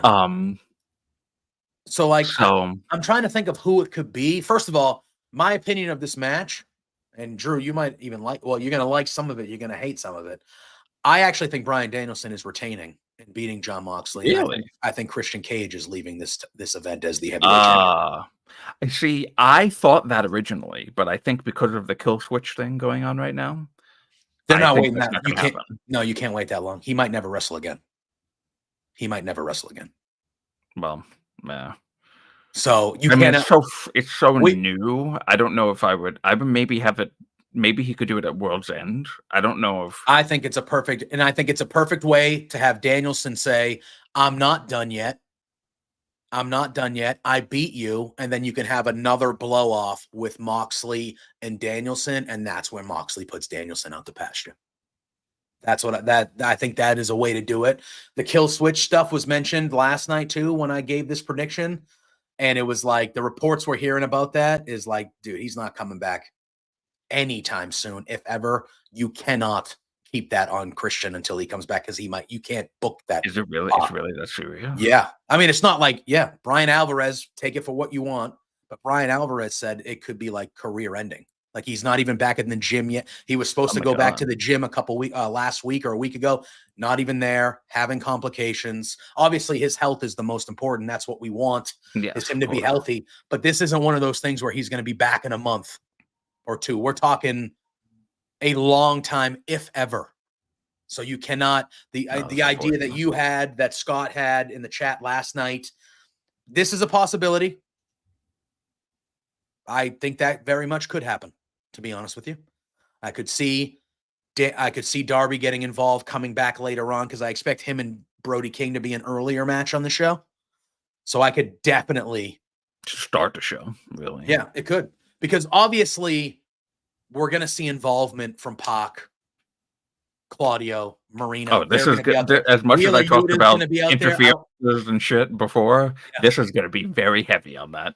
Yeah. So it's one of those things to me where I feel like they find a way that Bryan Danielson beats Moxley. He beats him, but then I honestly think that Wheeler Yuta is turning on Bryan. Well, it's funny that you mention that, because I think that's happening. That's the one that I said there's a turn definitely happening. Yeah. And it's going to be because of what I saw on Tuesday night. Yeah. It's what you saw too, right? Mm-hmm. You saw it. Like, they shot it that way for a reason. Correct. Wheeler, after that match, hard-hitting match, really great. Loved that main event. That was the best thing on the night for me. It was good. It was really good.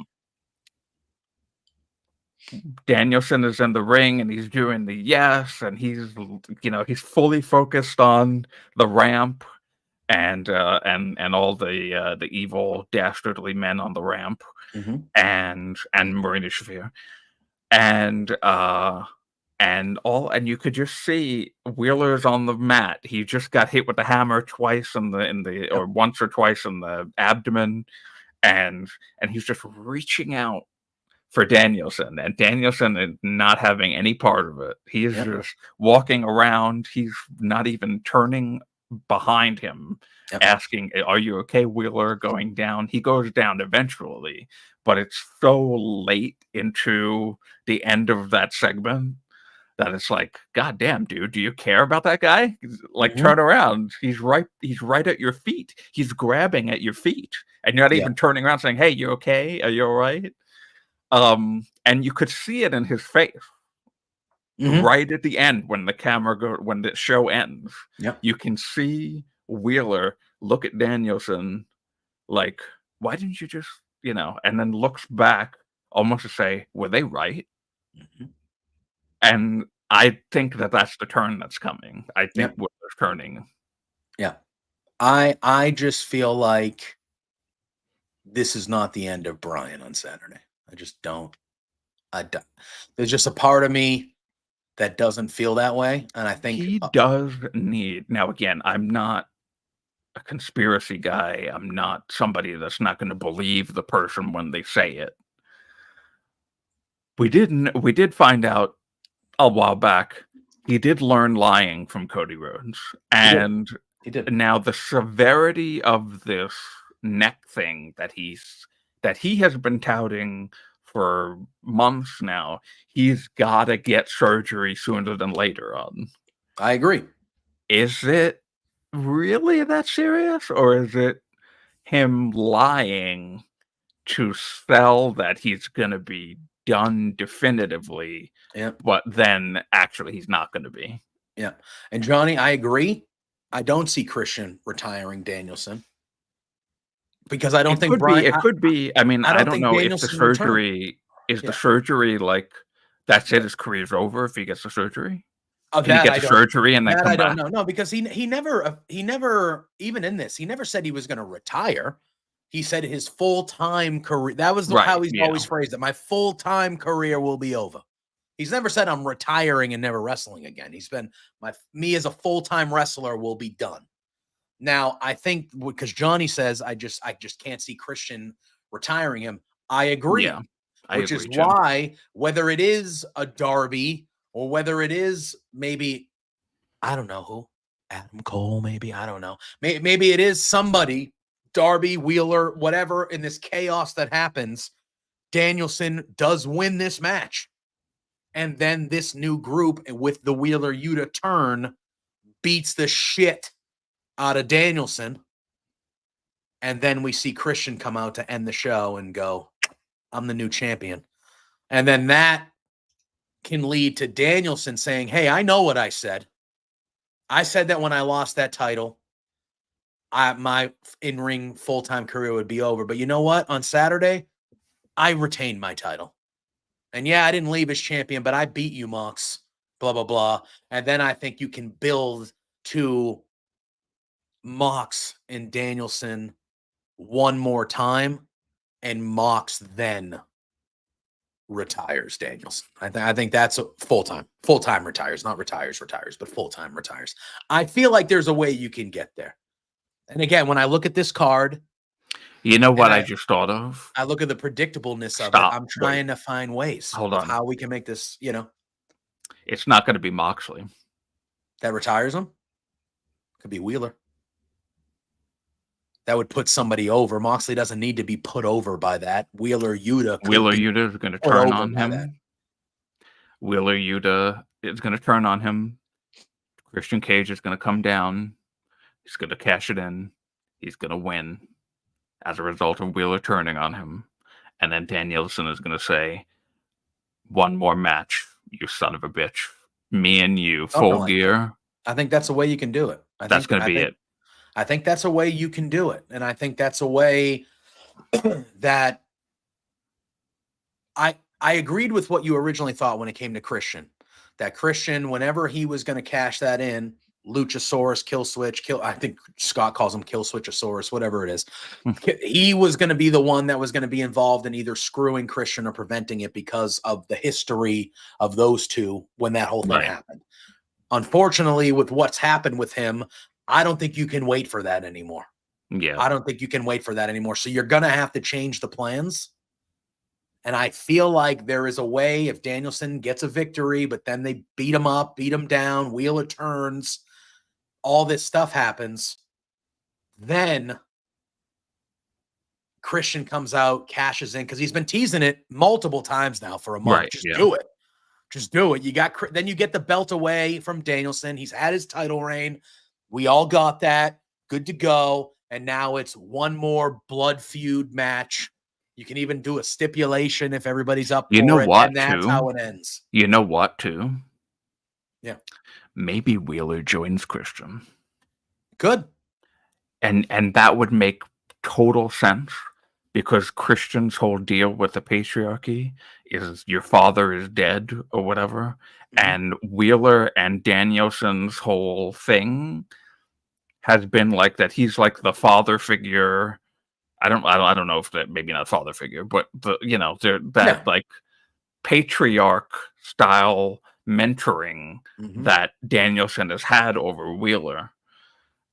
That I could see Wheeler turns on Danielson and then helps Christian win. So it's not that they're also still the trios champions. So I don't know what you do with that. Well, that's why I think Wheeler's going to turn and actually join them. So you think he's just going to join Moxley? Yeah, I think he's going to align with them. Yeah. This is what this. If they weren't, I fell into the trap. I fell into the damn trap. Yeah, I could see other things occurring if they weren't trios champions, but I think them still being trios champions, that Wheeler will get in line. I think Wheeler will get in line. Because I do think the way now I want the Wheeler Christian thing to happen. Yeah, so like I do think that's the way to go. But that's my official pick. Is I think Danielson wins this match. I think Danielson technically retains, but Christian Cage. But you know what, though? WrestleDream as you know what, though? Champion. Wheeler could also just be like, "Fuck you guys," throws the trios championship and is like, "I'm done," and joins. And then they have to like do a new tournament for the trios title or something. Yeah, which would not be bad. I know, obviously, the fantasy booking thing. Wheeler, Yuta, and Christian have never even crossed my mind as being in a group together. They have that. So that to me, I think is. But Wheeler has been misguided for the past since they did the turn at Yeah. All Out. Wheeler has But been, they're doing that thing with Kip Sabian. Like I just feel like how many but I don't guys think is. Kip isn't going to join him. I don't I think. think there's potential that he might. You Kind of think so? down the line, yeah. I think I just don't. I don't know. I feel Well, like because of the whole Luchasaurus thing happening. So there's going to be new plan. You have to do new plans. What better way to introduce a Muted. new kind of heavy, in a sense? What just happened? Did my whole computer just crash? I can hear you Hello? still. Can you hear me? All right. Oh. That was cool. Uh-oh. JPJ, can you hear me? Oh, no. StreamYard just boot me out? I have to... This is crazy stuff that happens, ladies and gentlemen. What? Can you hear me?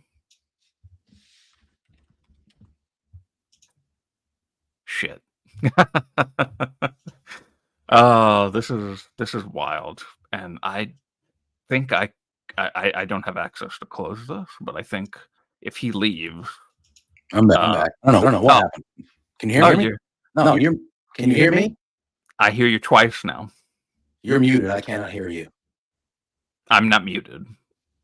Hold on. It's live, pal. Doing it all live. All right, I can hear you now. Yeah, this is live. All right. What is going on? What the hell was that about? All of a sudden, my screen, I couldn't hear you. I got two monitors. The one in front of me went black, but this one stayed perfectly okay, which has the internet up. But that was weird. But I'm still there. So you could hear me that whole time? Yeah. What the hell? Anyway. Well, we got Spencer saying Brian is the mastermind of all of it. And he said this is all a test. This is all to test Wheeler. Mastermind of what? So you think that, are you saying that you think Brian is the mastermind of this whole Moxley thing? Oh, you're thinking? That makes no sense at all. Love you, Spencer. I'm not saying, I'm just like, if they didn't try to murder him with a plastic bag, I might be able to read into that a little bit more, but no, they literally tried to kill him. I know Danielson's a sick fuck, but I don't think he's that much of a sick fuck. I don't know. Yeah. Though. It's like, hey, strangle me to near death. And I mean, like committed to the bit. You can be committed to the bit. Yeah. I mean, hey, could be his kink or something, but I mean, that would be wild that would be, if that was the case. That would be nuts. That would be nuts. Imagine. I do like the idea though of Wheeler Yuta maybe being the one to retire Danielson full time. That could be fun. Yes, even if the Christian Cage thing doesn't happen, Wheeler turning on yes, Danielson, I think that's happening. And then Wheeler has the last match with him and retires him as a full-time competitor. I think that's 100% the right thing to do. Yeah. It makes more sense than Moxley being the one retiring him. Yeah, I mean, look, I think the story they've been telling here has been really good, and I've enjoyed it a lot. Oh, It's one of my favorite things on the show, but when they first were getting there, I think that's why in my brain I kept on saying, no, Darby's going to pull this one out and beat Moxley, because in my brain I was like, I don't know. Not that, like Moxley and Danielson, like, that's going to rule. But like, is Moxley the right guy to be the guy to do that to Danielson? Like, to me, I'm like, Moxley, I feel like it should be prominent rising it should be star. putting over, like Darby beating him for the title would have been, hey, this is the next guy. This is our new guy. Yeah. I'm bowing out. Thank you for everything. But this is the guy. Moxley is already at the top of the top. So like, right. Besides leaning into the new character, which, but like, we already know Moxley's like an evil bastard. Like we all, like, it's just, to me, the whole thing, that's why I'm kind of like, how do they figure this out? Because I just feel like Saturday is not the end. It's not the end. We're very close. We're very close. If the whole thing with Daniel Garcia didn't go down the way that it did, and that was earlier in the year, maybe this could have even been Daniel Garcia's spot. Him Maybe. retiring Bryan Danielson. Could have been.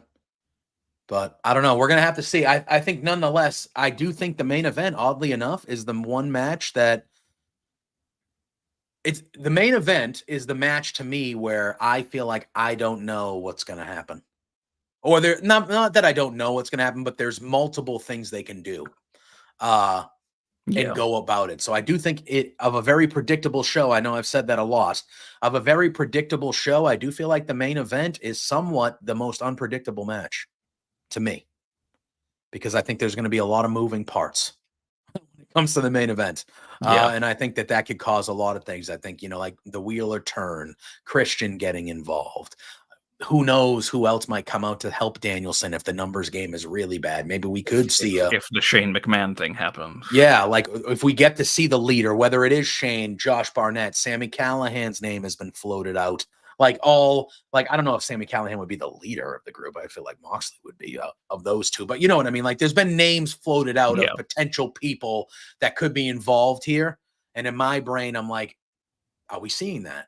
Is that going longer? Are we doing this? Is this really the end for Danielson? Is Wheeler Yuta look like he didn't appreciate Bryan on Tuesday? And there's all these things. And I feel like the main event is really one of the more intriguing, really just the end of the main event, like how they're going to do it, what they're going to do.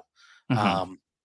It's one of the more intriguing things on this show. But all in all, it's going to be a good show. AEW puts on great pay-per-views. I expect that to continue here. There are more than a handful of really, really exciting matches. There are, 2 or 3 of them that I think will steal the show. We technically didn't talk about the Swerve segment. No, there was nothing to talk about with Swerve. We just know that he's going to be at WrestleDream. Yeah. So, do you think that that's going to be the Bobby Lashley intro? Yeah. And then does he? I mean, he's not going to break from Nana, think, right? No, I think they I think they keep Swerve as. So you think maybe MVP and Shelton Benjamin will come down and they'll try to recruit Swerve. Swerve says no.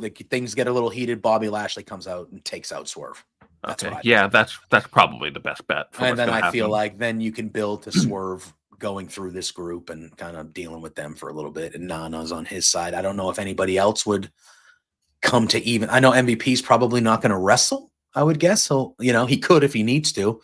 Maybe he will. I don't know. I don't know if they just brought him on as kind of or if he is planning to wrestle as he's there as well. I don't know, because obviously, I mean, Prince Nana already challenged him to a match a couple of weeks ago. He said, I used to be a wrestler. I'll fight you right now. I don't give a shit. I'll fight you right now. Which I would absolutely love to see the two of them fight if they could. So I don't know who else would be. So if they decided to do a 3-on-3 or like at one point, I don't know who that third guy is for Swerve. But yeah, that's what I see happening. I see MVP and Shelton out there, or Swerve comes out and then calls them out. But that's what it will be. It'll be MVP and Shelton Benjamin in there with Swerve and Nana. I think MVP is going to be like, look at what's happened the last couple months. This guy's not good for you. Come join us. Swerve is going to stick up for his friend and say, no, Nana's done a lot of good for me. They start getting into it, and Bobby Lashley comes out, takes out Swerve, and then we have the official Hurt Syndicate there. Shelton, Bobby, yeah, I think that's what happens. Okay. Yeah. That's going to be fun. I'm excited for this show. Yeah. Yeah. Look, it's going to be a great show, and I'm excited to talk about it with you next Thursday when we go over it. It's going to be a lot of fun and really good. Yeah. Rock and roll, dude. And that's going to do it. I mean, was there anything else on Dynamite? Obviously, I know we don't go through Dynamite like we normally do on pay-per-view shows, but is there anything else from Dynamite that you wanted to touch on before we say our goodbyes and get out of here? I don't know if this is really, it's not like really newsworthy that much, but as a result of Jake Roberts becoming the LFI manager person now, Lance Archer was traded to the Don Callis family. I did see that. Yes. They made a So brokering deal. I don't know really what that's gonna do. There's another. So we just talked about the Nana thing and Swerve. Probably, oh my god, Will Hobbs Yeah. could potentially be joining the Hurt Syndicate as Yeah, well. I would expect him to join at some point as well. I think he would be a really good addition to the group as well. Yeah. And I think I'm not. Yeah, I think that was it really. Oh, Yeah. I mean, the CEO had her match with Emi Sakura. Yeah. It's a good And one. that was a good match, I thought it was a but good match. Yeah. nothing really. Yeah. Yeah. There was nothing that. Yeah. I think we Jeff kind of Jarrett was on commentary. I saw that. How'd you feel about that? Yeah. I like Jeff Jarrett, but I don't think he was very good on commentary. It's fair. Wasn't my cup of tea. But I mean, I like he has a good mind for the business, and I like his talking. He has excellent talking skills for sure. Yeah, I'm not for sure. disparaging that at all. But commentary is a different type of talking, and it didn't really fit well for me. Yeah, that's fair. That's fair. All right, so that's going to do it for us here today. Talking WrestleDream. Should be a fun weekend of wrestling. Very much looking forward to the pay-per-view on Saturday night. Oh, here we go. There was one more thing I wanted to talk about. Who attacked Taz? Who do you think attacked Taz? You think it's Hook? Yeah. You think he's just fooling everybody? And now why? Well, right now I think it's Hook because I really have no idea who else it could be. But right now I'm under I think it's Hook. Although I could see it being Samoa Joe. If Samoa Joe's coming back. But I think it was Hook that did it. But I don't know I know Samoa Joe left months ago to film Twisted Metal. I don't know if he's due back anytime soon because we kind of saw them as friends before he left.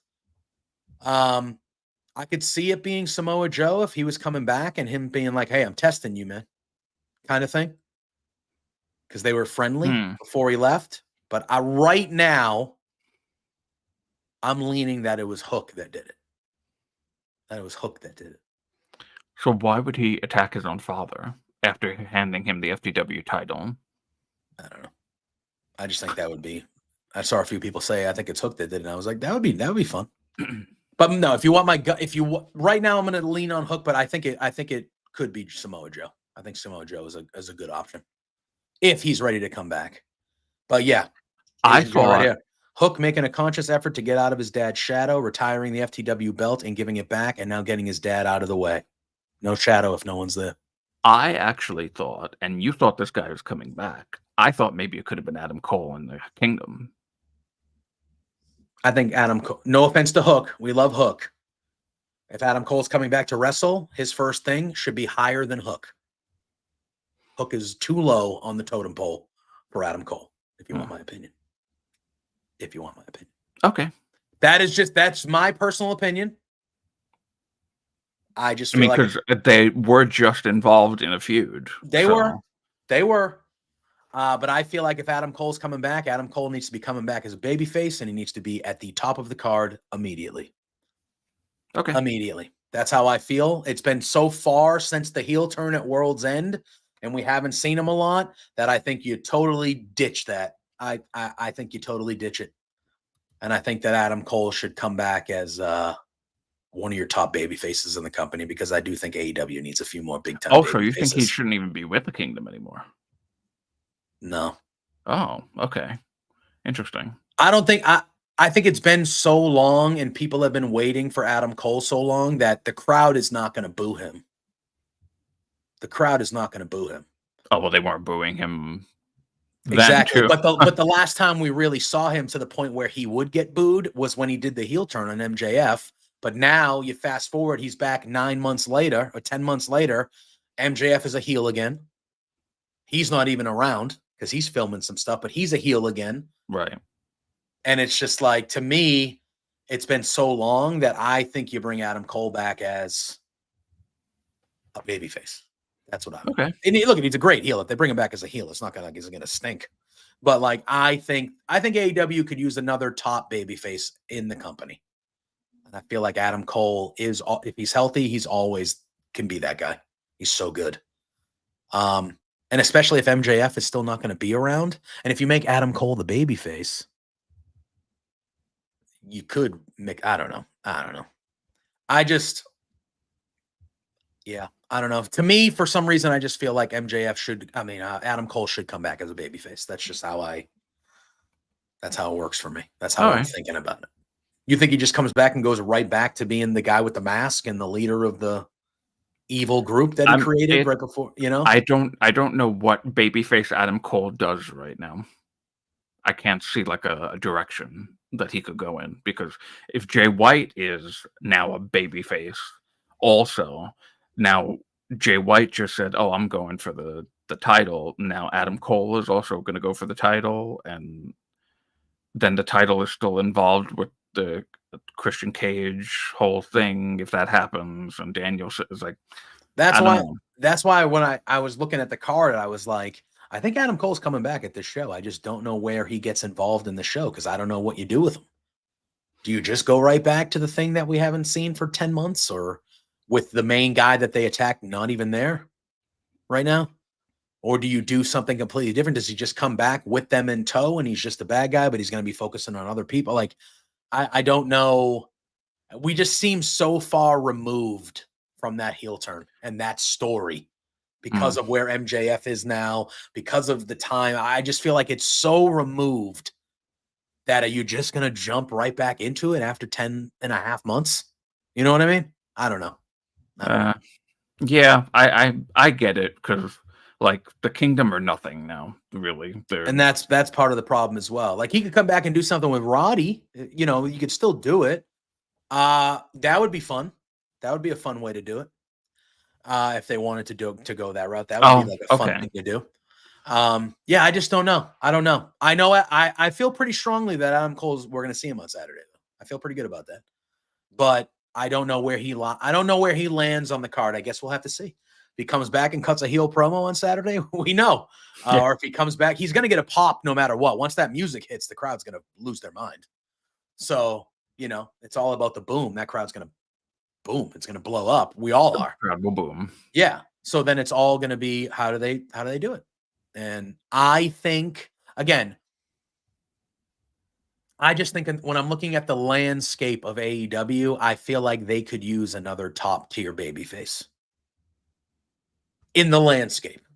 Well, I mean, there are so many baby faces. So I mean, yeah, but how many of them are truly Darby and Osprey and Ricochet and I don't think Ricochet is up there yet. Well, I mean, okay, he's not top, but he's near the top. He's already fighting for a title, so that means something. Yeah.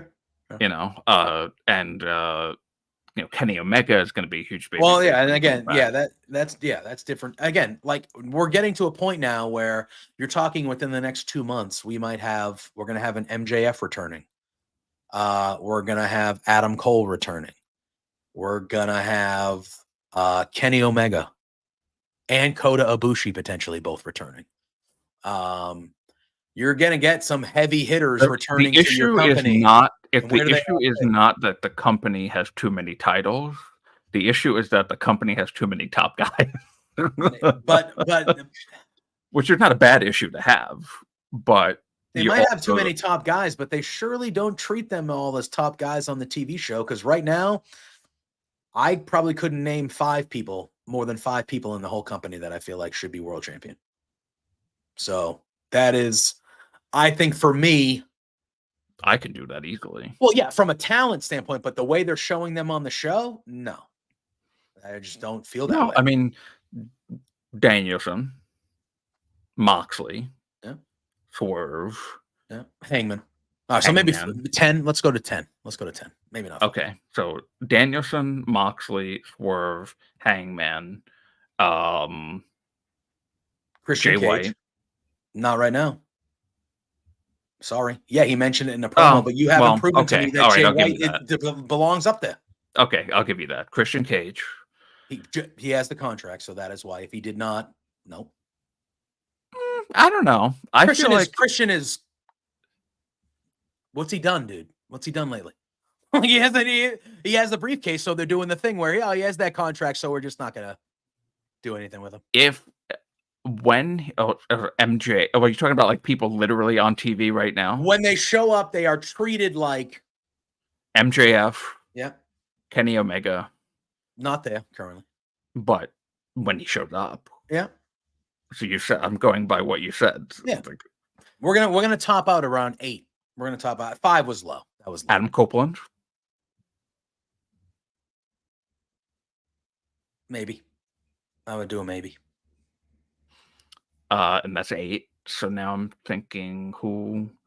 I mean, if they position him the way that they position him on Saturday, Bobby Lashley. Now again, the talking point that I'm saying is the main event level caliber of talent they have is way more than 10. But what you're showing me on your television shows, I don't think there's a plethora of top stars that you could go. Yeah, not the way they're being built to me on the show. Will Ospreay. Yep. Takeshita's getting there. He's not there yet, but he's getting there. You gotta win a title before I start thinking, exactly. Like Daniel Garcia in future, 100%. Right now, no. You know what I mean? So it's like one of those things. AEW, they do have a very full roster, and it's a full top quality roster, but they don't present all their top stars as top stars to me as much as they should. But again, there's only one belt to go for. How many guys can you have? How many? You know what I mean? You can't have. What about Jack Perry? I think he's good right where he is right now. I think he's an upper mid card secondary champion. Okada. Again, that's more of a stature of him as opposed to how they're presenting him to me. They haven't presented him to me as a world champion. He's the fucking funny sidekick in a group. He's great. But as a character, is this the world champion Rainmaker Okada that we saw in New Japan? How they treated him like that? No. This is the funny guy who makes us laugh every week in the Elite. Okay. Again, I'm talking about how they present them to me, not who they are. I think that's a difference. You have a point there. You know what I mean? So, I don't know. I just think, again, we have a lot of big-time people coming back in the next couple months, and I'm very interested to see where they align themselves in the shuffle of what's going on. Because, again, there's a lot of belts in AEW, but there's only one main belt. And whether it's Danielson, Moxley, Christian, whoever it's going to be, you have to assume at one point you're going to have a Jay White. You're going to have Kenny Omega, an Adam Cole, an MJF, a Hangman, a Swerve, an Ospreay. That's a lot of talent. That's a lot of guys. But how many of those guys are truly being presented to us on the show as a top of the company, face of the company type guy? Not all of them are presented that way. No, you're right. You're right there. So when we're talking about Adam Cole coming back, when I say, hey, I think he's coming back, I'm super Adam Cole. I love, one of my favorite wrestlers in the world. But where does he fit? Where does he fit? Because there's a lot of people that still need to be, we got to figure out where they fit. So I'm like, does he come back as a babyface? Does he come back as a heel? I don't know. But yeah, that was my thought process. Again, that I'm not saying this is a detriment to AEW. I'm just saying when it comes to your World Heavyweight Championship, you got to present people to me that look like they're ready to win the World Heavyweight Championship. And there's only a handful of individuals that I say are presented that way regularly. That's all. That was more what I was saying. If he is, I'll tell you somebody who could definitely work his way up there pretty quickly if done right is Gabe Kidd. I just saw Gabe Kidd is in Ring of Honor now. Officially? I don't know if it's official, but he's Like he made got it the up. New Japan Strong Okay, that makes sense. championship, and Yeah. he's requested an open challenge on tonight's Ring of Honor. Huh. So that'd be interesting if he Yeah. joins AEW. He could be a rising Yeah, star. he's very good. He's very good. He's very, very good. But yeah. Anyway, I don't know how we got there. That was a good little tangent or a good little conversational leave. Yeah. But yes, Drew, we got to get out of here. Let the We do, people yes. know where they can find you, and we'll do our thing, man. You can find me on Twitter at the Drew Nicholas. You can find me collecting the super chats and hyper chats for Fightful's AEW Collision post show on Saturdays, which we will not be doing this weekend, obviously. And you can find me on Roundtable Pro Wrestling Podcast. You can find me doing Firmly WWE on Tuesdays with this wonderful bearded gentleman next to me. And follow Firmly LW on Twitter. We will be doing more on there very soon. We will. We will. You can follow me at JPJ Loves Gaming on all social media platforms and over on Twitch. We do some nonsense and play some games, and usually you can watch me get angry because I'm not great at video games. But we talk wrestling, we talk sports, we have a good time, we listen to tunes. It's fun. So you can find me over there as well. You can find me here later on tonight, 8 p.m. with Pluggo, the flagship here at Love Wrestling, Between Two Beards. We have Wrestling with the Homies on tonight. If you do not know them, check them out. Great bunch of guys, really good content. They do TikTok. They have a podcast almost daily. Really good. They're joining us tonight. I will not, Scott. You will not get that out of me at all. So that'll be, and then obviously you can find me every Tuesday and Thursday with this handsome fella right here for Firmly Love Wrestling. WWE on Tuesdays, AEW on Thursdays. You guys know the drill. Give us a follow here at Love Wrestling. We have the brunch gimmick every week. We have our 2 shows. We got Beards. We got 4 Exposure. We got Monday Night Shaw. We got Spencer's Interview Archive, which he is great at. He interviews as good as it gets. We got Quizplex once a month where we're raising money for charity. We do a ton of good shit here. Saturday Night Love, midnight Eastern time. That's over on the Twitch exclusively because Boris gets himself not into trouble, but Boris, he has his own set of rules. That man, we love Boris around here. We have LPW the last Friday of every month. Some of the best independent wrestling you will ever see. So give us a follow on all our social media platforms at Love Wrestling CA as well. That's going to be it for us. We're going to get out of here. We will see all you fine people in the chat next Tuesday at 10 a.m. for Firmly WWE. But until then, y'all, enjoy WrestleDream this weekend. We'll be talking about it next week. You know the drill. Peace out.